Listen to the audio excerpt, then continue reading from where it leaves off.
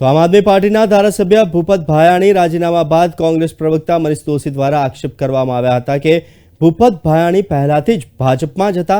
વિધાનસભા સભાની ચૂંટણી વખતે ભાજપ ટિકિટ ન મળતા તે આમ આદમી પાર્ટીમાં જોડાયા હતા, પરંતુ વિસાવદરના જનતા સાથે વિશ્વાસઘાત કરવામાં આવ્યો છે। વિસાવદરના આપ પાર્ટીના ચૂંટાયેલા ધારાસભ્યએ રાજીનામાના જે સમાચાર આવ્યા અને રાજીનામું આપ્યું એ હકીકતમાં આમ જુઓ તો ઘર વાપસી છે।